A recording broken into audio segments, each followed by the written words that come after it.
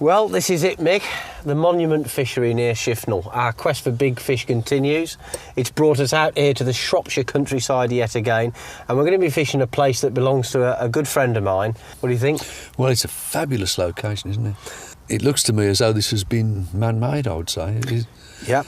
It's the first of its kind, to my knowledge. Yeah. Now, as you know, there is an insatiable demand for carp fishing in this country, especially for catching big carp. This is the first tailor-made big carp water with open public access. So anyone who's prepared to pay their money is going to be able to come here. It's just catering for the needs of the modern angler, isn't it? The ordinary man can catch the fish of his dreams without joining an expensive syndicate. Yeah, absolutely. Yeah. Oh, that's one just jumped there. Did you see that? Oh, yeah. See the rings? I did, yeah. That's a nice fish. Yeah, it is. You're getting excited, aren't you? I am, yeah. Let's I'm not let's go and get our gear. I'm not getting excited.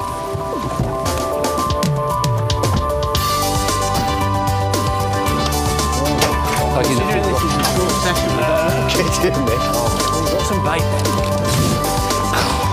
How are you getting on? I think we might have to come back for this. So much for short sessions, eh?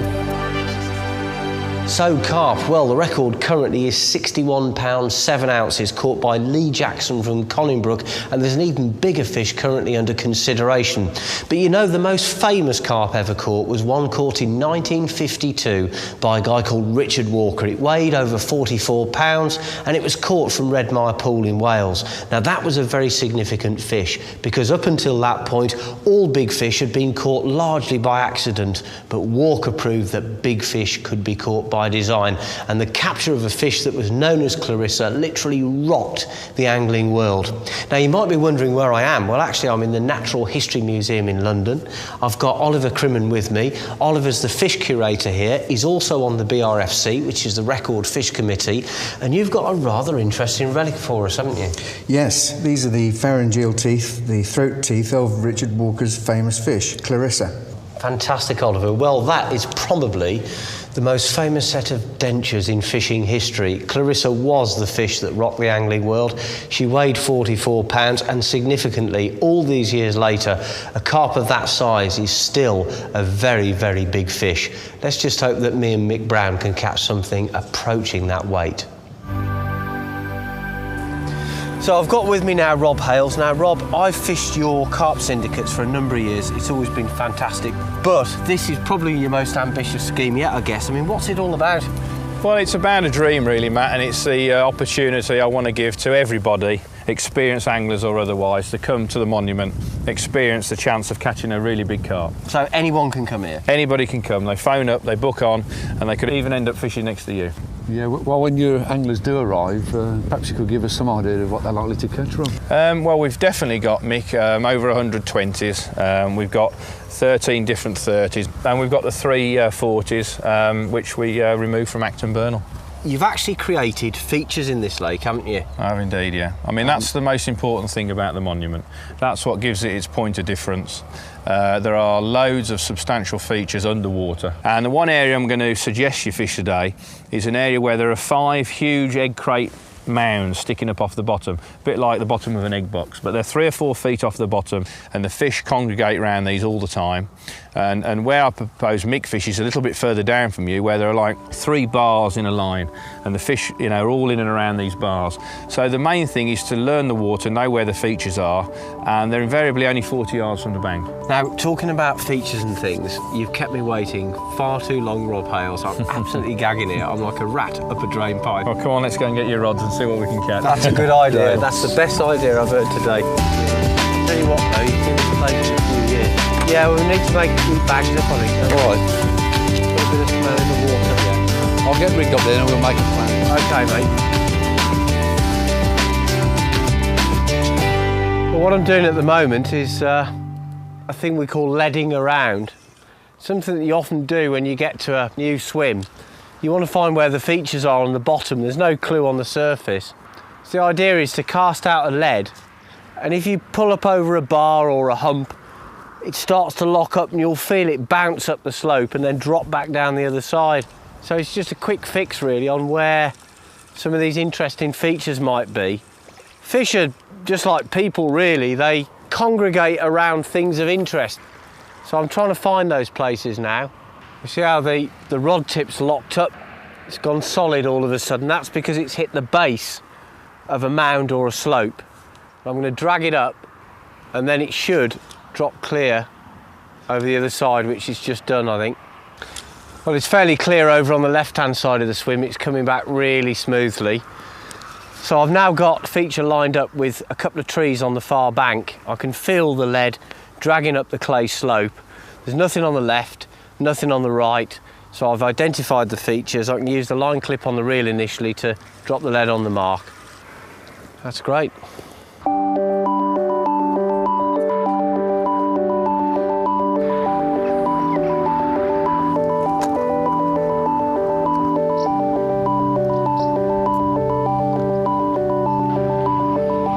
I'm getting really excited making these rigs up. I just can't wait to cast in.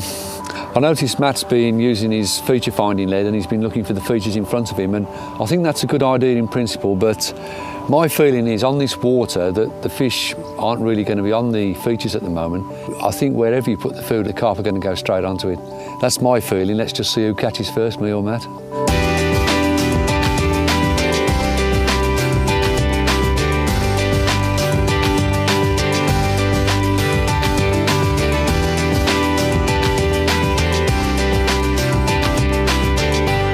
I don't think there's any point in doing anything too sophisticated for these carp, so I'm going to keep things fairly simple. I've got a TFG carp safety leader on here, which will stop the rig tangling up. It'll also help to pin the line down behind the lead.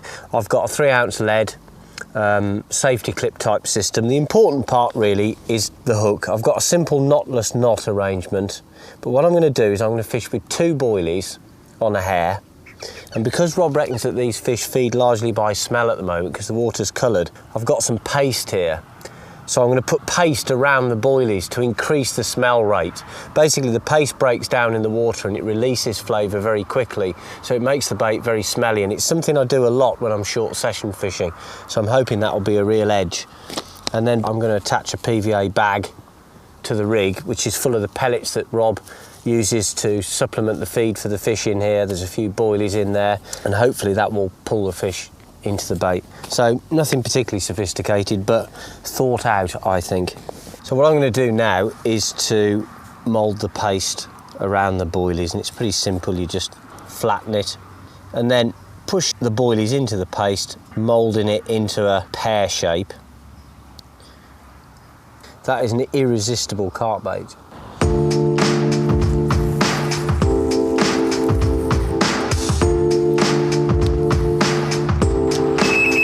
Well, as you can see, this is a pretty big bag. This is a dissolving PVA bag. It's not the most aerodynamic thing I've ever tried to cast, but I want to give them plenty of bait, so it might be ugly, but let's just hope it does the job. Just one tip, I've punctured the bag to make sure it sinks, because that's very important. If you just swing this thing out... Only perfect. There Right, it's up to the carp now.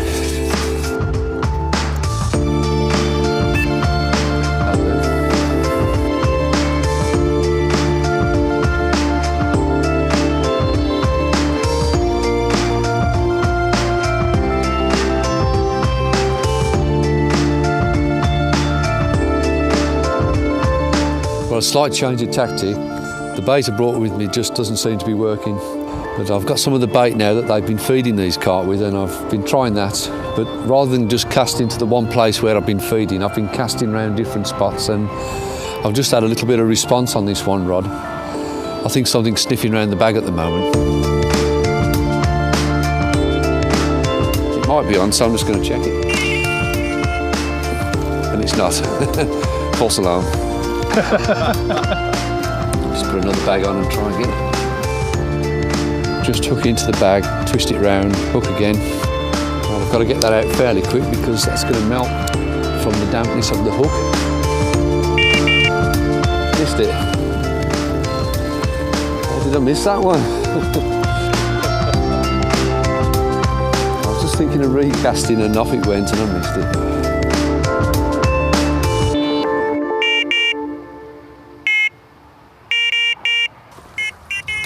Oh, I've got one at last. I've been casting the bag round various parts of the swim, and eventually I found one. I think it's only a small one actually. It's unless it's coming to me at high speed, that's probably more like it. Oh, it's feeling bigger all the time actually. Oh no, I just had a bleep on the other rod after all this time. Hey Matt, how'd you like to give us a hand with the net? There's a good chap. Well, I've got it right into the margin now, and it's just plodding around like a big heavy weight. Can't actually see because the water's very, very coloured. Well done, mate. I've just been casting the bag around different parts of the swim, Matt, and that one hadn't been out very long. Hadn't it? No. Yeah, I've just put some bait in down the margins, actually. Yeah. I think if you can drop it on them, Mick, they'll just take it, won't they? Oh, yeah, yeah.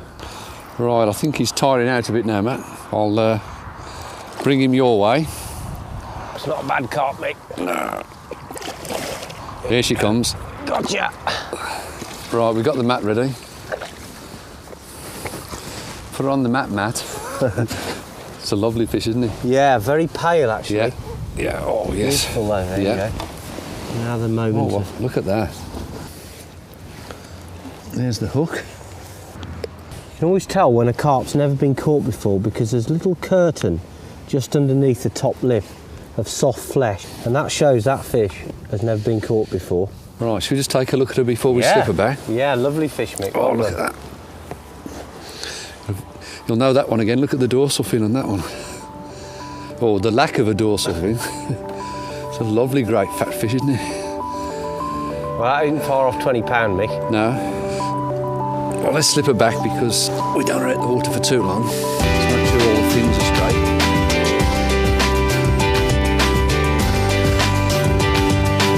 Because the lake's nearly excavated, the mud's very, very soft, and at the moment it's quite difficult to get the fish back into the water. But there she goes.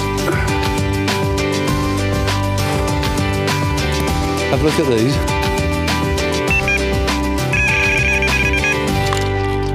Well, it's absolutely crazy, isn't it? We don't get a bite for a couple of hours, and then all of a sudden we get a bite within 5 minutes of each other. It's quite interesting that my lead's discharged itself from the clip. It's one of the safety features built into some of the modern ledgering devices you can buy for carp fishing. Basically where the lead will come out under moderate pressure, and that means that if fish picks up your bait, it's not going to have to tow the lead around. Well, it's not a massive fish, this one, but it's a scrapper, and it's pale as well, like the one that Mick caught. And that's really down to the colour of the water.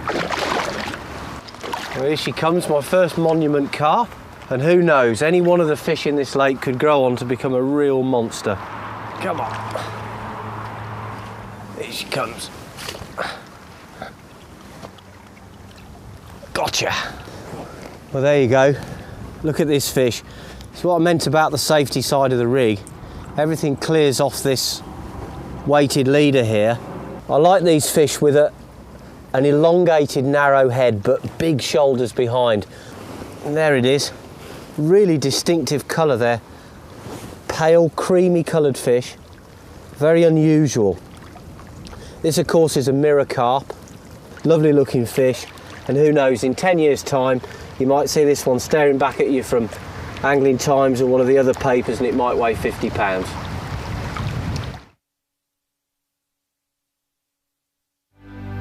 Well, we made a decent start. We caught a couple of fish fairly early on, but then it went really quiet on us. We saw some fish over here and we thought, well, you can't look a gift horse in the mouth. Let's get over that side of the lake. And you know, we figure that even though we've only got a few hours to catch the fish, maybe tactically we've got it slightly wrong, because we've been fishing with PVA bags, very light baiting. And to be honest with you, it's not really working. Now, when they're fed here, they're fed large amounts. So we figured, well, why don't we go for it?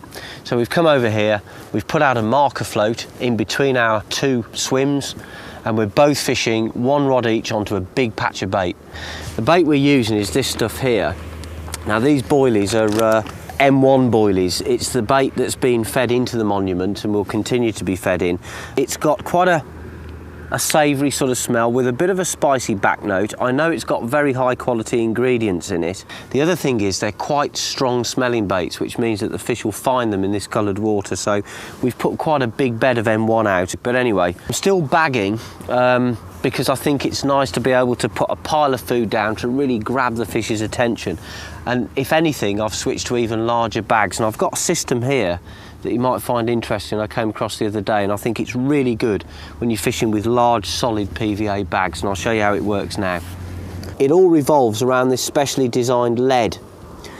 The lead has got a recess moulded into its base, so the lead is specifically designed to carry this flexible rubber O-ring here.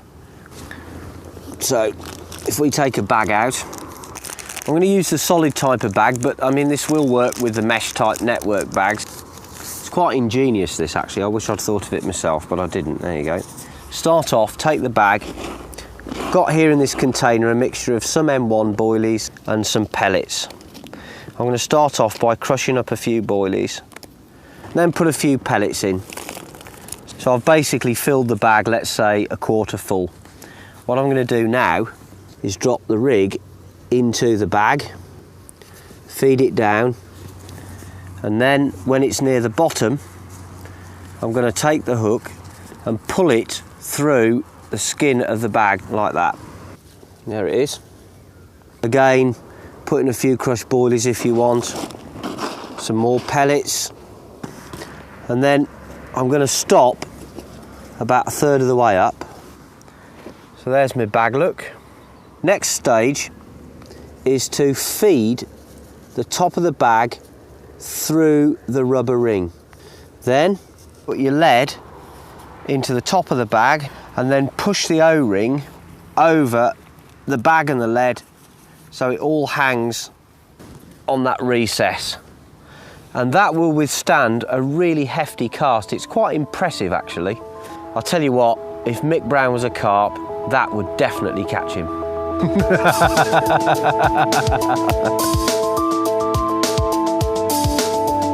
we go.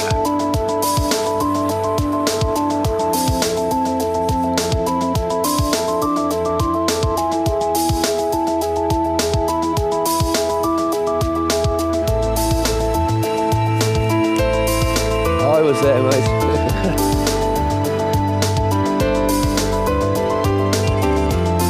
Nice run, that really steamed up. Safely in. And as I look over my shoulder, Matt's into one as well. Very strange. I've probably caught the smallest fish in the lake here. And Matt's making a meal of that fish. Yes. Oh, that's it. This one's like a breeze block.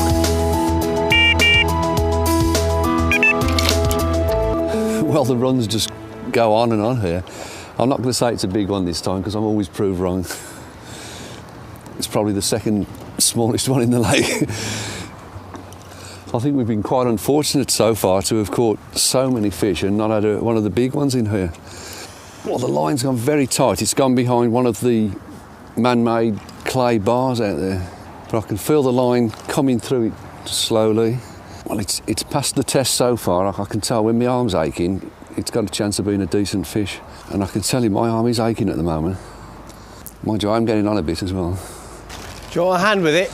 I wouldn't mind actually, it's making my arm ache. It could be certainly I think it's a 20-pluser anyway. Okay. Knowing my luck, I've hooked it in the end of the tail and it's a 6-pounder. Oh yeah, it's a beauty. That's a big fish, isn't it? Yeah, it's a beauty, mate. It might even be a 30, mate. Yeah, it's a big fish, that is, mate. Tell you Take what. it steady. That's well over 30, mate. That's 40, I think. Oh, you got it. Wow, oh, Matt. Yes. That's a big fish, mate. God, look at the size of it. That's a massive fish. That is the biggest carp I've ever seen. That is a monster, mate. Oh, Matt. Put it there, that's a beauty. You'll have to take over, I'm trembling with excitement. Well, look, Oh. you go and get your scales and the sling, and I'll unhook it for you. Yeah, How's okay, that? mate. Well, I don't want to put a weight on it because it's probably tempting fate, but this fish, I think it's 40 pounds. It's getting up that way. It's a big one. This fish has got a mouth that could literally swallow an orange. I can almost put my hand in there. Here's the curtain of skin here, which tells me this fish has never been caught. Now, the British carp record is just over 60, imagine that. Okay, I'm going to roll the fish over. Oh, that's a lump, isn't it? Yeah, that's a to be very big fish, mate, that is. That'll be the biggest carp you'll catch in this country for a long time, matey. I am so out of breath. Do you want me to do it, or...? Please, mate. My biggest carp... My biggest carp is 39 pounds. Well, it's now 44. No. It is, yeah. That's like winning the lottery. I'm not going to kiss you. Coincidentally, this fish is the same weight as the fish that Richard Walker caught when he rocked the carp world back in the 1950s. The carp record stood at just over 44 pounds. And this fish is about 44 pounds too. Yeah. It's an absolute monster. Put it there, son. Oh, I'm so pleased. I didn't like to say that it was 40, but I knew it was. I knew it was. Well done. I'm lost for words for once. Well, what a result. Let me just take a look at it. What a fish. I'll probably never catch a carp as big as that ever in my life again. I'm so happy. Turn it towards me a bit, mate. I'll take one more. Well done, son.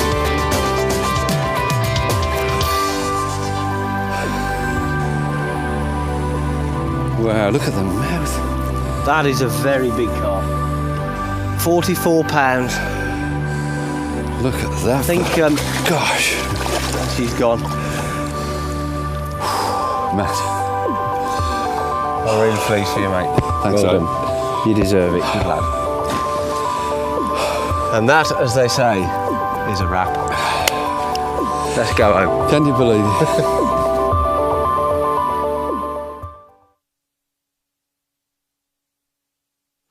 Well, our quest for big fish has brought us here to the River Great Ouse. This is Sharnbrook near Bedford. It's a very, very famous stretch of the Great Ouse, and we've come here to this fabulous river to fish for possibly the most difficult target on our list, Mick, and that's barbel. Now, anybody that knows their fishing will realise that this river has been a phenomenon for barbel in the last 10 years, Mick, and it's now producing barbel of unthinkable sizes, up to almost 20 pounds. Yeah, but you've got to remember, Matt, these fish have been fished for quite extensively, and I'm told that some of these fish are actually approaching 30 years of age, and imagine they've lived through 30 years of flood and drought, and they must be really wise fish, and of course they've been pressured by anglers as well. I think probably the best thing to do, Mick, actually, is to go for a walk down the river, have a look at one or two swims, decide where we're going to put some bait, and then take it from there. Let's go. Well, I think the main area is just down here, Mick. Beautiful place to fish, man. So you've got one swim here, Mick. To my way of thinking, this is a perfect Ouse barbel swim. You've got a clean gravel area. So barbel, well, the record currently stands at just over £19 6 ounces, caught by a guy called Steve Curtin on the River Great Ouse. Where else? And I've got here with me Nigel Hewlett. Now, Nigel works for the Environment Agency, but also the British Record Fish Committee. So, Nigel, these barbel are getting bigger and bigger. What's going on? Well, Matt, we're seeing an increasing number of isolated populations of barbel around the country that are nudging ever closer to that £20 mark. In these populations, what we have is a small number of very big fish that are living in habitats that are really good for them, and also getting supplemented by anglers' bait. So it's a mixture of population, where they live, and bait. But where's it going to go? Where's the next big fish going to come from? Well, I think in terms of other rivers, it's worth keeping an eye on the Trent and the Severn for the future. But for the moment, I think the real chance of a record is still on the Great Ouse. And coincidentally, my son, that is exactly where Mick and I are going. And you know, the interesting thing here is that Mick has never caught a barbel from the Great Ouse. Now then, Mick, our challenge is that we've got 48 hours to catch an Ouse barbel, that's all. Sounds easy, but I'll tell you it won't be. However, after talking to my friend Jason Cann, who's fished the Ouse a lot for barbel in recent years, he suggested a tactic that I think really could be worth a try. We've basically got about 100 metres of river here, and we know that we've got 5 swims dotted along that 100 metres. Yeah.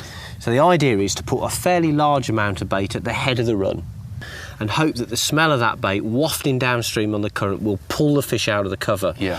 On the gravel patches in between, which is where we'll probably do most of the fishing, we'll fish over smaller piles of bait on the little gravel patches in between here and where the barb will live.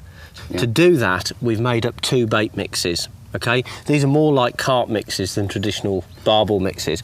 This one here, which is the main feed mix, effectively it's the same bait as the other one. They're made up with fish meals, fish meal ground baits, some meaty ground baits, a whole mixture of pellets from tiny mini betaine pellets up to fairly large halibut pellets.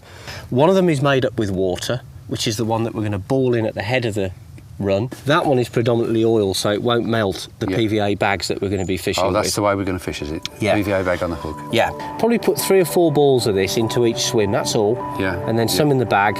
That's perfect. Right, Mick. Let's put this bait in here. Do it together. No, a little bit further back. Yeah. That's spot on, mate. Nice work. Well, remember where we put it, won't you? Well, it might seem amazing to anybody who's not used to this kind of thing, but we've actually now been here several hours and we haven't even cast in yet. Now, you might be wondering why that is. Well, the answer is we can see into these swims, we can see where we've put the bait, and quite honestly, there's been no fish over them at all. So these are super, super wary fish. We may not even be in the right place, but there's no point in actually starting to fish until we've found some barbel. So I'm spending all my time just literally wandering up and down the bank trying to spot fish, and it's very, very difficult. Just to illustrate how wary the fish here are, a few moments ago I went back up towards the bridge and I found some chub underneath a tree, 2 fish that were literally right underneath my feet, and I had a really good view of them. So I sneaked back to my gear, picked up a pocket full of baits, went back to the tree. Sure enough, the chub are underneath there. I flicked one tiny 10mm boilie in upstream and they both disappeared, and I haven't seen them since. So that's how difficult this place can be. And now I think probably what we're going to do is just keep visiting these swims in rotation, keep looking, keep creeping around the bank, and just hope that the fish will appear in one of the swims. If they don't, we've written a day off.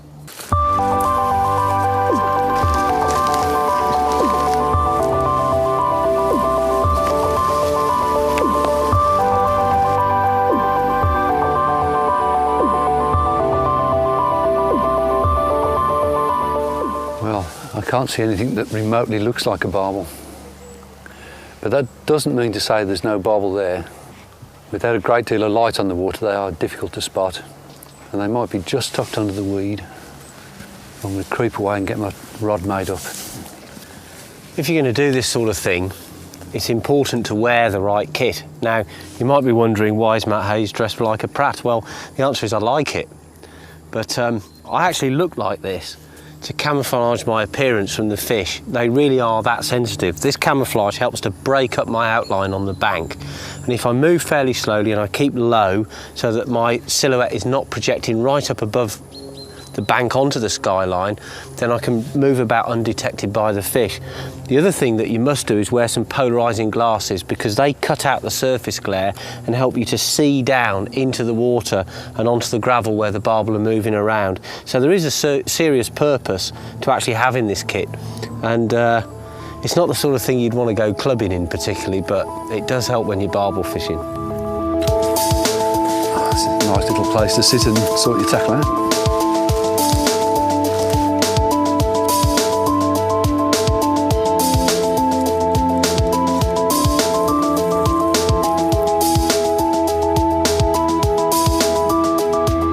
Well, this is what we call the witching hour. It's about half an hour before it gets dark, so the light's going fast. We haven't seen a single barbel out on the gravel during the course of the daytime, and I think we've got to hope that under the cover of darkness, any fish that might be tucked up under the cover that have been unwilling to venture out in the daylight will actually come out tonight.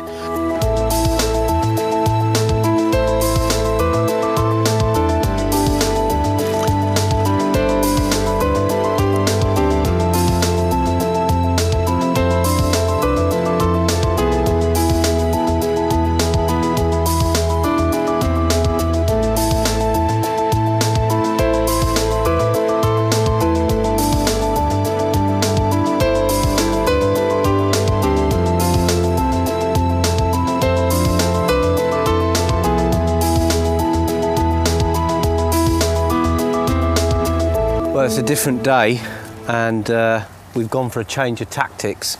The sun's very bright, there's not a cloud in the sky, altogether very, very difficult conditions.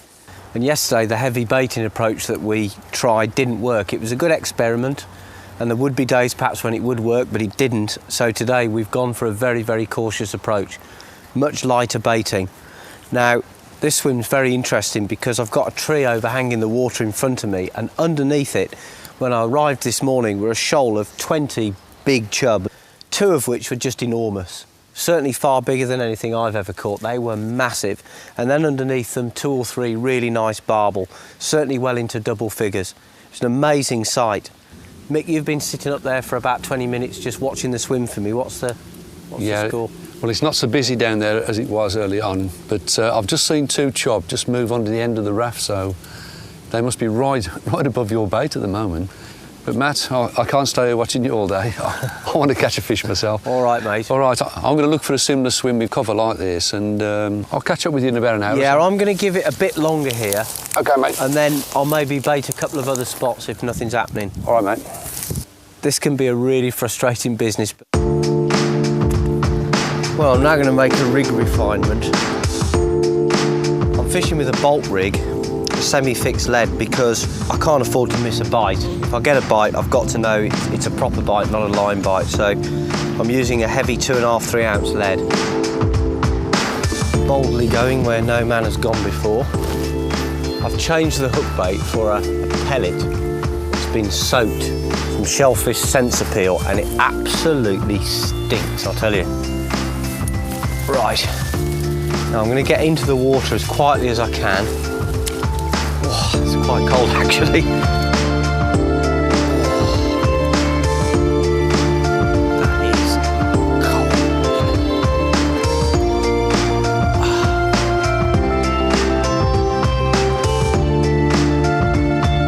Right, now what I've got to do is feed the rod tip under the cover so that the bait lies where the fish are, and they're right underneath, they are. Right, that's gone in. Got a bit of clag around the end of the rod, but that'll come off. I don't think I've spooked the fish because I've got lots of weed between me and them. Slacken the line off slightly because I don't want it really stretched tight across the swim. Let's give that a go. I've been periodically putting bait across there. I've got some 10mm boilies, some little halibut pellets here. Hopefully they'll get the barbel rooting around, but one of the things I've found with pellets is that it's very easy to overfeed the fish. And I've noticed people that put big beds of bait out, they're not catching. And quite often the reason is there's just too much food there.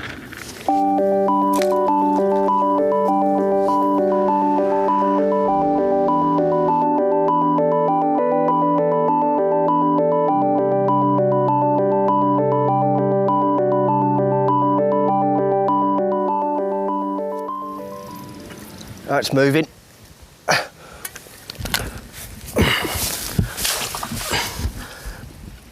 Oh, it's going under the raft. Well, as you can see, folks, I've waited about 6 or 7 hours for a bite, but I've got a barbel on. Oh, it's pulling hard for the other bank, and I'm not messing about here. I've got really strong tackle on. Come on. Not much room for finesse here. Yes! Woo!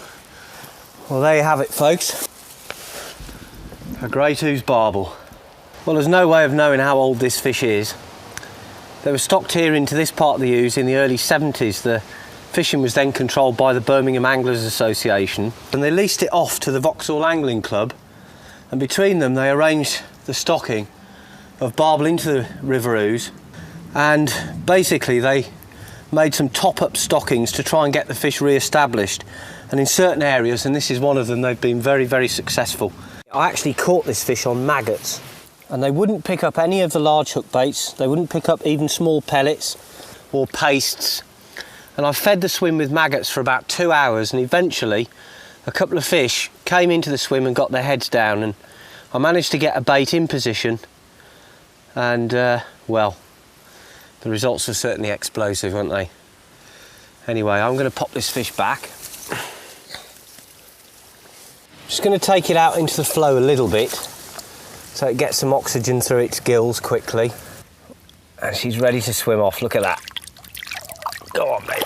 Go. Wait till I tell Brownie.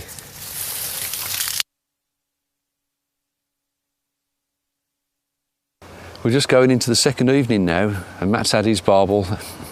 Really pleased for him. I didn't see it, but it was a cracking fish, he tells me. I haven't had one. I've been walking up and down this river looking for barbel. I'm just worn out, I just haven't seen one, so I'm fishing blindly now. But I've baited another swim a bit further down. I'm just by Matt in this other swim, and between us we're going to fish together into the darkness, so you never know, might get one down there.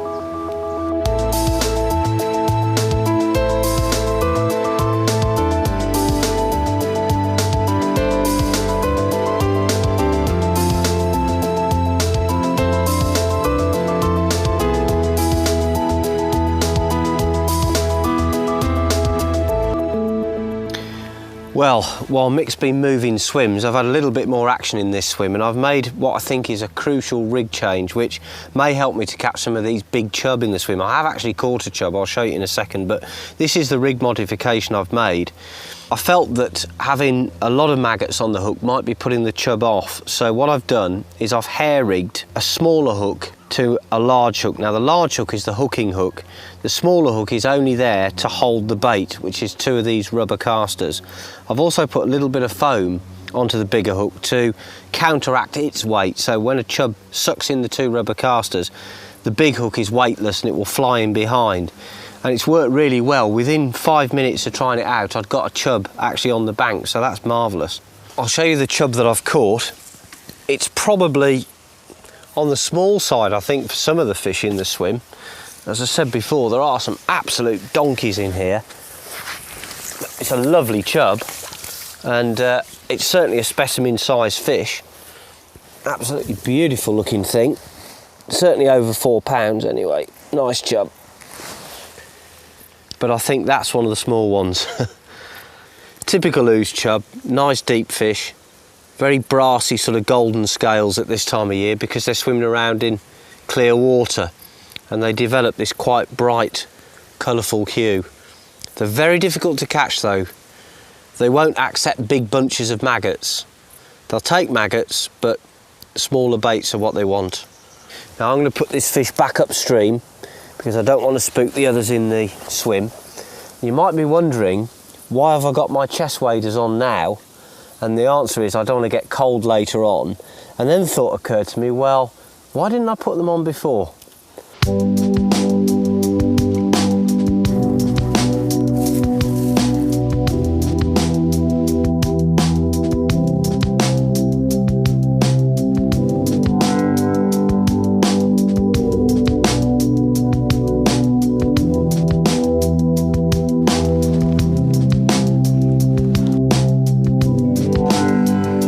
Easily sum up last night's effort. It was a disaster.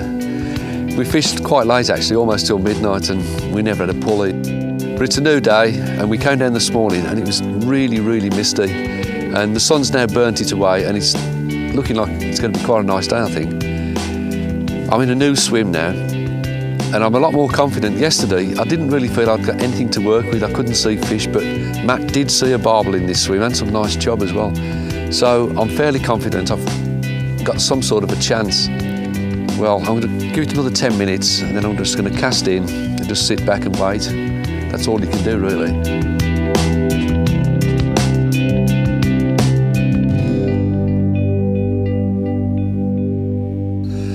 Barbel love pellets, and to attract them I'm going to be using these small pellets to get them into the swim, but on the hook I'm going to use one of these real big ones. Now, one thing you'll notice is that the pellet is rock hard, so how do we put it on the hook? There's no way that's going to go on the hook without a little modification. Well, that's pretty simple, really. Take one pellet and take a little drill and simply drill a hole in the pellet. Just do it by hand, twist in, get a nice hole through it. And now, with a hair rig, the hair will pass through the hole and I can put a little rig stop through the end, and that'll retain it on the hair. That's one ready rigged up. You can see there's the hair coming off the hook. It passes through the hole in the pellet, and there's the little rig stop at the end.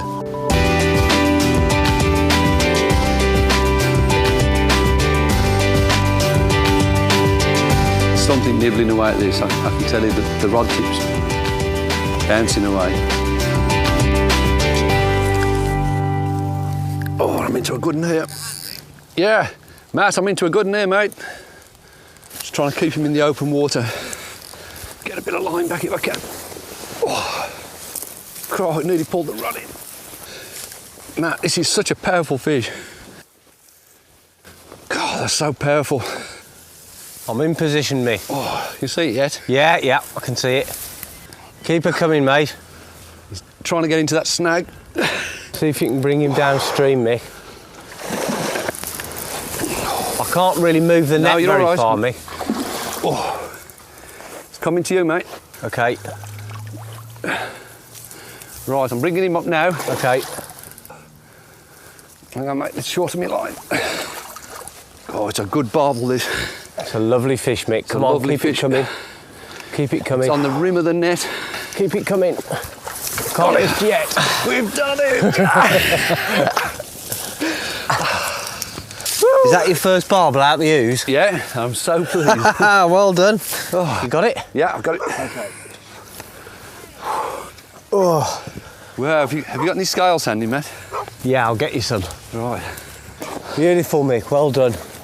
Well, after trying all sorts of different rigs and tackles and baits, I've just gone back to my good old favourite running ledger rig. Nothing fancy. Something I've been doing ever since I was a kid.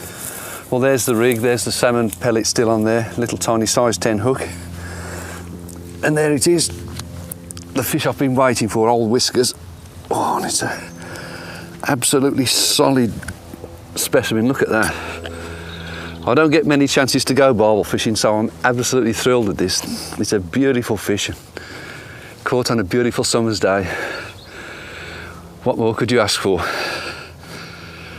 Well, this show's all about record fish, and as I've said on other occasions, it's not just national records, but personal records count too. And my best barbel at the moment was £8.12, and if I've beaten this now, then that's what record busting's all about, breaking your own limits. Come on, Matt. I've zeroed the scales for you. Pop it in there. I can tell you you've beaten your personal best by quite a long way there, mate. I told you get one here. Now, what do you think it weighed? Well, I reckon I've beaten my personal best, but not by a lot. 9.25, I'd say. 11.1. No. 11.1? It's just £11 1 ounce. Crikey. I thought you'd underdone it a bit there, boy. 11.1. Well done, mate. Oh, thanks, mate. That's fabulous. So pleased.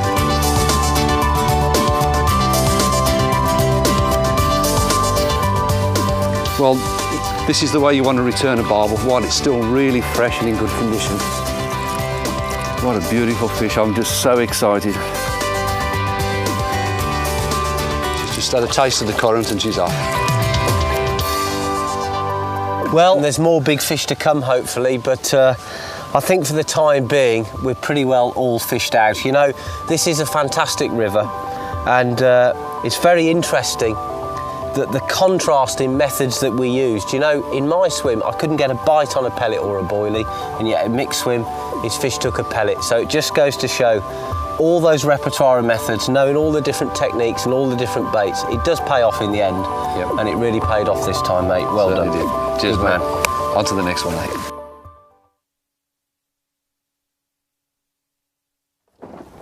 There you go, mate. Well, our rod race continues, and it's brought us here to Wales, near the town of Usk. This is Langdegford Reservoir, and talk about fishing meccas, this place is absolutely amazing. It first shot to fame in the 1980s when they allowed a series of pike fishing experiments to take place here, and this is the place that first brought to the attention of a whole nation of pike anglers the potential of trout waters when it comes to pike fishing. And Mick, it was revelationary, wasn't it? It was amazing. It had to be. There was 4 40-pounders caught. I mean, nothing's happened like that before, and not since either. Gareth Edwards came here, the Welsh rugby player. He broke the record first. Yeah. And then this place still holds the record now with a fish caught by a guy called Roy Lewis. Lewis at £46, 13 ounces. Now that is a mother of a pike. Anyway, let's get on. Yeah. We've brought along some help. We've got a guy here called Dave Kelbrick. Mick and I have known him for a few years, and Dave has done quite a lot of fishing on Langdegfed recently, so he knows the water really well, and that'll be good actually, because the fish will be fairly localised, and a bit of expert help won't go amiss. But we'll get the boat loaded first, and then we'll have a chat to Dave. There you go. Dave knows a lot about this water, and he's had fish over £30 from here. Nearly there, mate. The boat's sinking, mate. Piddling bucket. There's no room for you, mate. Right, let's go and have a chat with Dave then. So, pike, well, the record currently stands at £46, 13 ounces to a fish caught in 1992 from Langdegfed Reservoir in Wales. Now, I'm here at the Natural History Museum in London. I've got with me Nigel Hewlett. Nigel works for the Environment Agency and the British Record Fish Committee. Nigel, if you look back in history, there are fantastic stories about these monster pike that stir everyone's imagination. Do you believe them? No, frankly, but in terms of getting really big pike, I think there's two major factors that really count. One is they need lots of food and plenty of good nutrient, and the second is neglect. They need a limited amount of angling or leaving alone, which is probably where a lot of these legends generate from, the mystery of where these big pike are. And that really leads us to the trout reservoirs, doesn't it? Absolutely. Trout reservoirs are a perfect place for big pike. They have lots of food available for them. It's good nutrient value, and actually access to pike fishing is very limited on them. So when people do go, these big fish, like the current record, turn up. Well, Nigel mentioned the word neglect, and of course the record hasn't been broken since 1992, although things are changing all the time. And you know, if you were going to break the record, what better place to try than the place that's already broken it several times over, Langdegfed Reservoir in Wales. What I like is the contrast between the two boats. There's ours over there and yours, Dave, which actually looks amazingly professional. Well done. Well, you've got the vintage 1988 boats and I've got the newer model. But it looks the business, mate. Yeah, it is. Anyway, how are you, Dave? Okay, Matt, how are you? Now, Good this to anybody that doesn't know, this is Dave, the Urias Kelbrick, and we call him the Urias because up in Chester they don't say areas, they say Urias. And he knows the Urias where all the pike live, don't you, Dave? Hopefully, Which is why we've got you along here, because we need someone to show us a few spots. So, what do you think of our chances, mate? I reckon we've got a good chance today, Matt, to be honest. This ripple will help because it is bright, but with a bit of luck we should be into some decent fish. I don't see why not. Yeah, but I mean the level's down, what, it looks about 20 foot down. How's that going to affect the fishing? It's actually 18 foot down, and this time last year it was 30 foot down. We had some big bites at 31, so it shouldn't be too much of a problem at all. You did very well, didn't you? Yeah, we did. Yeah. What about the algae in the water, Dave? That doesn't seem to bother them here, and you probably find that a lot of the fish will take subdued coloured lures as well, even though it's coloured water. Now, you've done a lot of fishing here on this reservoir, but I was saying earlier on to Mick, I mean, we had trouble sleeping because the excitement of coming to this place, does it still get you that way? Yeah, I still get that buzz when I'm going pike fishing anyway. It's just a bit of excitement there. And you never know what you're going to catch, especially on a water like this that's thrown up British record. So how would you rate it in comparison to the other places you go to? I would say that this probably gives you the best chance of a really big pike, maybe 40 pounds or even a British record. So to me, it's number one. Well, I think against that, we better get going, mate. I can't hang on any longer. What are we waiting for? Take us to the areas, Okay, my boy. follow me.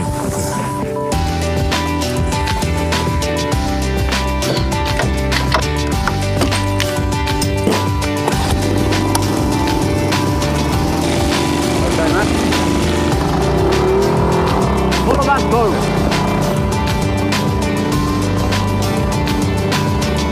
Take me to the area. Back into this cloud. Better than that bright weather. Hey, Dave. Blue and silver any good on here? Yeah. Black and silver, all the dull colours to start with. Yeah. Well, here we are. We're at the far end of the reservoir now. We're in about 23 feet of water. Dave tells us this is a really good area, and I believe, Mick, it was somewhere around here that the record pike came from. It certainly is. It won't be far from here, and apart from that, it's produced several other 40-pounders. So this water has got the reputation for producing monsters. Now we're gonna fish with lures because bait fishing is not allowed here. But all of the big fish reputedly have come on lures. I think there's been a bit of skullduggery in the past. But, well, there's always rumours, you know, amongst pike anglers about what might have happened and what might not have. But not so many years ago, people used to think that lures were a very poor second best, but that's totally changed nowadays. A lot of anglers now know that lures are as good as live baits or dead baits in the right situation. Well, I can't wait, mate. I've got to cast in because this is going to be my first cast into the hallowed waters. Anyway, I'm going to wish you good luck. All right, mate. I hope you get your personal best. Yeah, so do I. And I hope you get yours as well. Well, this is the place to do it, I tell you. OK, mate. We'll cast together.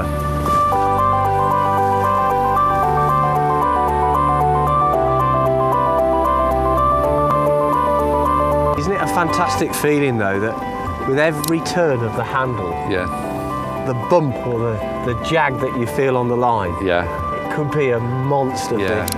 I mean, this isn't your everyday pike fishing. This is something very, very special, isn't it? Oh, yeah. Dave saw fish last time certainly approaching £40. Did he really? When you think they're eating trout anything from £2 to £6, it wouldn't take a lot to push them over to the record, would it? No.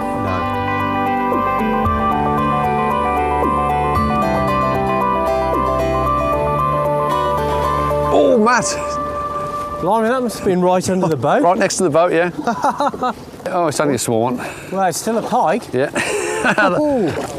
Doesn't matter, mate, it's a Langdeg-fed pike. Oh, it's a right tiddler. Well, must be the smallest one in here, I think. Pike is pike. A bit of action on an otherwise dour afternoon, isn't it? Yeah. Oh, has it come off? Hang on. I'll show you something interesting, though, Mick. What's that? Look at the mark round here. A bigger pike's had a hold of that. Yeah.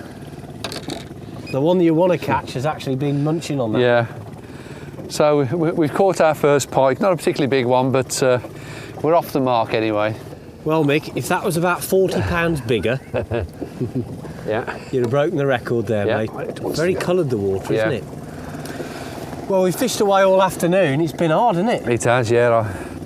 The day's nearly gone already. I know, but that fish just goes to prove you can fish and fish and fish. And all of a sudden, just you're going to lift your lure out, boom. Yeah. And could just as easily be £30 here, mate. Yeah, but just my luck it wasn't. Well, indeed, Never mind, we just keep fishing, you never mind, know. Michael. Can't all be monsters, mate. To be fair, we haven't been at it too long and we're not familiar with the water. And I must admit, the first flush of nervousness has worn off now. Yeah. It does take a while just to get settled in, doesn't it? Yeah. Reality is now set in, mate. Yeah. These places are hard, aren't they? They are, but it's like everywhere else. It's about locating the fish and being there when they're feeding.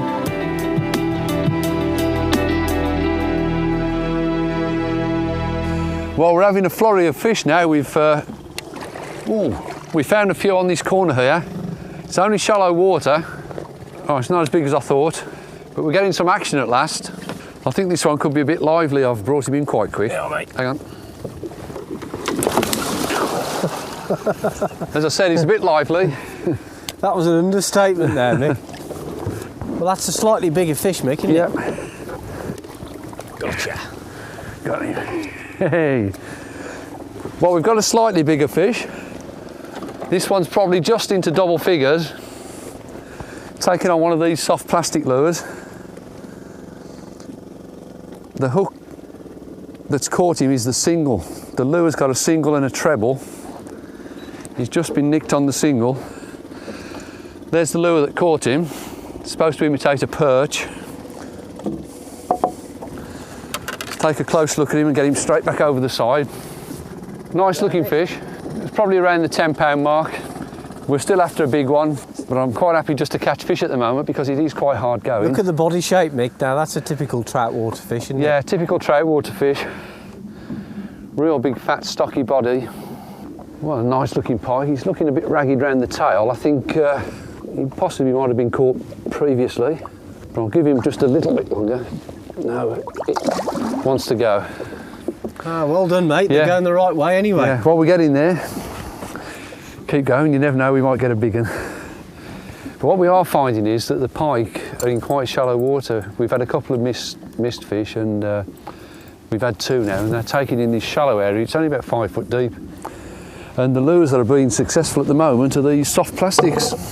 And being soft plastic, once they grab them, they feel quite natural and they don't let them go. And they hang on for a bit, just give you time to strike. The only trouble is they do tend to tear a bit, so I'm going to have to repair that one. I'm going to have to get a hot iron and just repair that, but we'll keep going, you never know, we might get a bigger one. It's getting towards that time in the evening now where there's a very good chance of a big fish.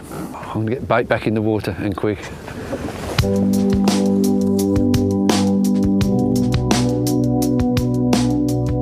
They seem to be in shallow water at the moment, mate. Yeah, they do, yeah. Strange that, isn't it?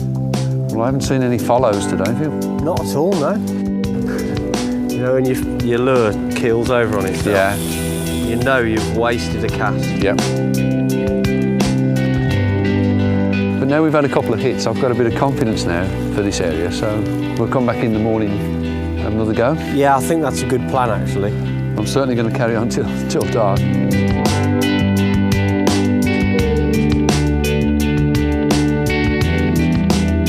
I wouldn't miss this time for anything, would you? No, it's a good time. Yeah.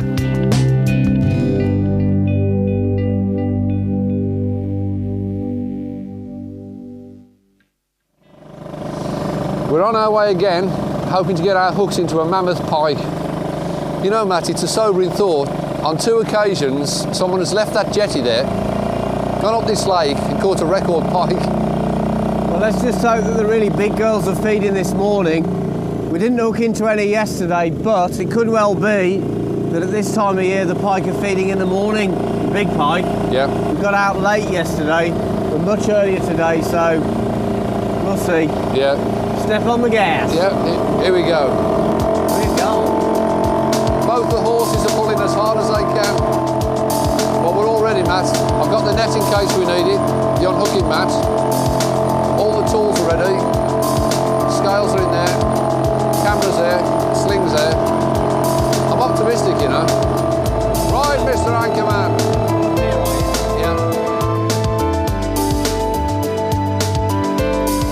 Harder with this flat calm today, Mick. Oh yeah, it will. It'll be a lot harder than you, okay? This is classic Langdaford now. Look at the light and everything. Oh, it's lovely, isn't it?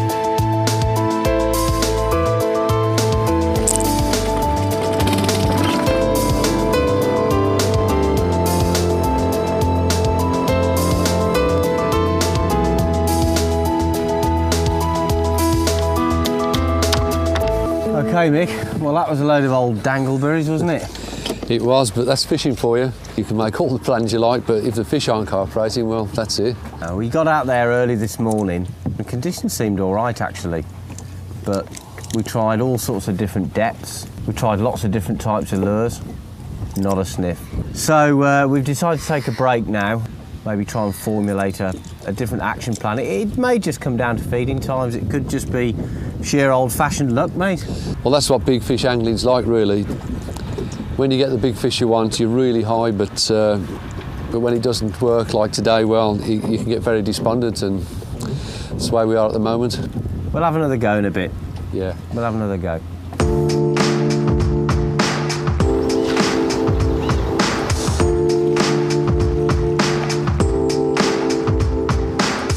Well, this is it, boys. Last gas saloon now. Yeah, it's been pretty hard going, actually, Matt. Harder than I expected, really. But I mean, the only clue we've got so far, I had them 2 fish yesterday, and they were in shallow water, very shallow water. We've tried the deep, we're not getting anything at all, are we? No. I still think there's fish in the deep water. Yeah. Obviously, a few fish lying shallow as well, Yeah. but like you say, the water temp's been very warm. Yeah. I think those fish in the deep water, they're just lying there doggo, and Yeah. it's on their terms when they're ready to feed. Yeah. 18 degrees, the water is 12 foot down.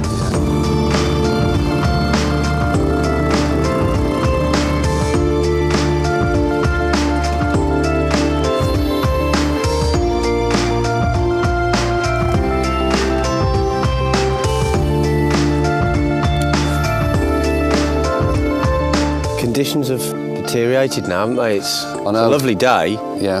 but that front's blown itself out, and Yeah. it's not the best piking weather, this. No, I stick that out in the deep water. When you're not getting many bites, it's hard to know what to do, isn't it? It's hard to keep your concentration, Yeah. actually. That's the problem. To put some feeling into it. Yeah.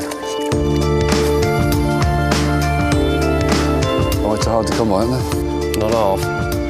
You often get people coming that fishing these trout waters is easy, and I've never found it easy. I've never found it easy.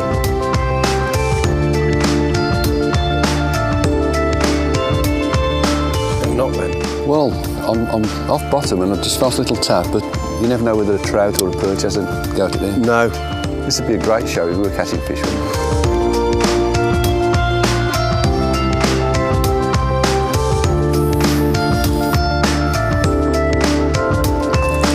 Whoa, Matt, I mean... I know, it's a good fish as well, mate. This is a good pike. Great.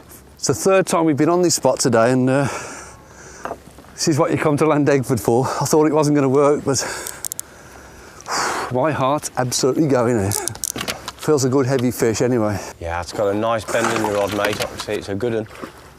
I don't believe this. It's actually hooked in the back. I don't believe this. I fell hooked here. I thought it was a good find. Oh, that's incredible. Oh, well. I thought, Mick, I'll be honest. Not very big. It's not a bad fish, mate. It's just that it's not hooked in the right place.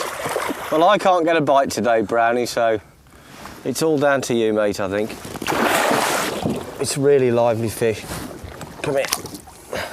Right, you hold that bit. Okay. I'm going to try and get her under the jaw. Gotcha. It's a proper one.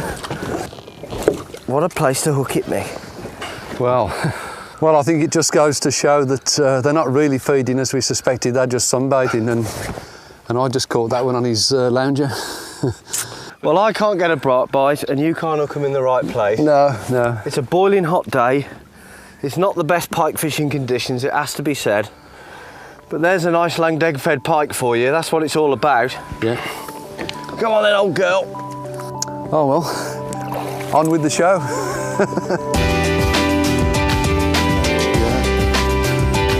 Well, I've repaired my lure, mate.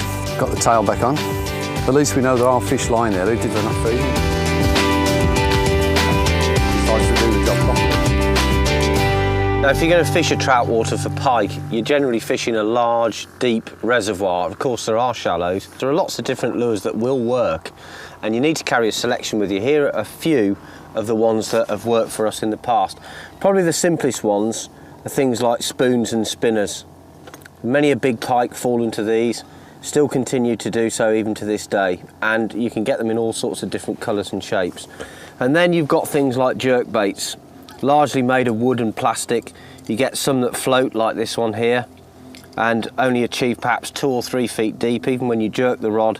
And you've got others like this one here which go really deep and you can fish down in 20 or even 25 feet. You've got other lures that are kind of a cross in between normal plugs and jerk baits, things like this, that you literally just straight wind in and its tail's beating away behind it. And then you've got the plug, and it'll stay at the depth that you retrieve it at, so you can count it down into medium or deep water and just wind it back in and it will wiggle away quite enticingly. Then you've got plastics, and these have really taken the lure fishing world by storm in the last few years.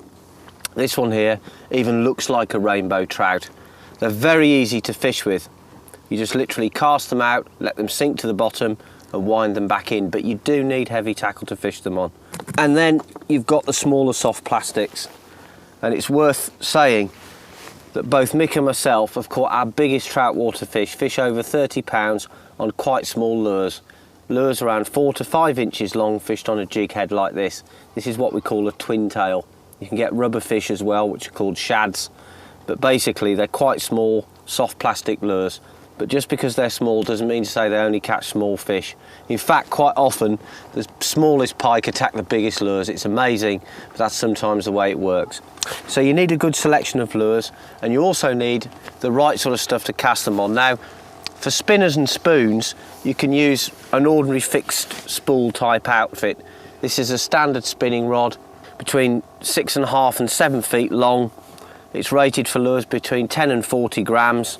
We've got a fixed spool reel loaded with 30 pounds braid. It's quite a simple outfit and it's perfect for the smaller lures. But if you want to fish the big stuff, then you've got to upgrade your kit. And you're talking about using big, powerful rods like this jerkbait rod.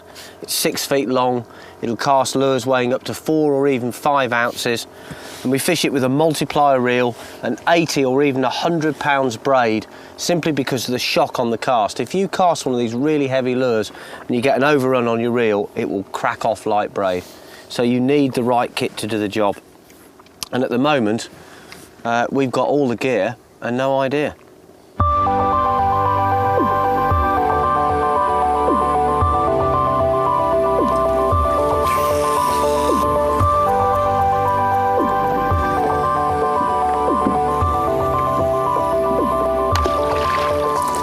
Whoa. Oh. He wanted that, man. He did. Hey. Well done, Mick. He wanted that one. Oh, he really wanted it. Look at that, it's right down his throat almost. Right. It's going to jump. Right. Wow, he's really swallowed that, mate. Yeah, super. Well, I can't get a bite today, Mick. I've had one knock. Well, it's not a big one, but it's another Landegford pike. And it's been pretty hard going, hasn't it, Matt? But I can't get a bite, mate. The luck seems to be with me at the moment in terms of catching fish, but of course, Landegford's got a lot more than this to offer. But we'll just keep flogging away at it, and you never know. Well done, mate.